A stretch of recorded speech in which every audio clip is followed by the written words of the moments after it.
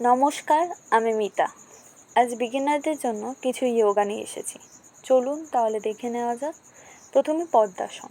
পদ্মাসন করার জন্য প্রথমে আমাদের পা সোজা করে বসতে হবে।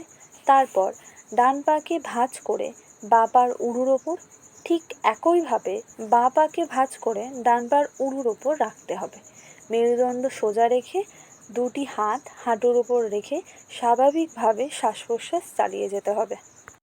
এটি নিয়মিত করার ফলে মনোযোগ বৃদ্ধি, হজম শক্তি বাড়ায় এবং মেরুদণ্ড শক্তিশালী করে, লিগামেন্ট, জয়েন্টে ব্যথা ইত্যাদি দূর করে।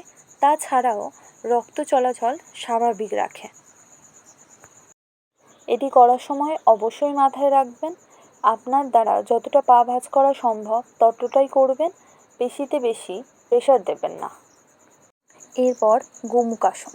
গোমুখাসন করার জন্য প্রথমে সোজা হয়ে বসুন, তারপর পা দুটিকে টুইস্ট করুন, অর্থাৎ একটি পা আরেকটি পার ওপরে থাকবে এবং হাঁটু দুটি সমান্তরাল অবস্থান করবে।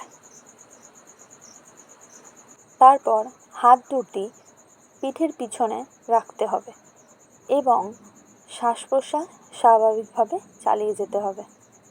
এই পদ্ধতিটি আবার করুন। এর ফলে ঘাড়, কাঁধ এবং মেরুদণ্ডের স্টিফনেস দূর করা যায়, কোমরে ব্যথা থেকেও মুক্তি পাওয়া যায়। এরপর অর্ধ মৎস্যাসন।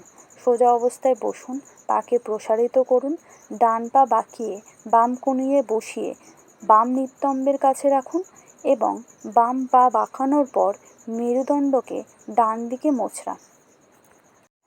বাম কনুই ডান হাঁটুতে এবং বাম হাত ডান হাঁটুর বাইরে রাখুন এবং ধীরে ধীরে মেরুদণ্ড মোচড়ান। শ্বাস প্রশ্বাস স্বাভাবিক রাখুন। এই সেম প্রসেসটা আবার করুন। এর ফলে রক্ত সঞ্চালন স্বাভাবিক রাখে, পিঠ ব্যথা থেকে মুক্তি পাওয়া যায় এবং হজমের সমস্যাও দূর হয়। নমস্কার।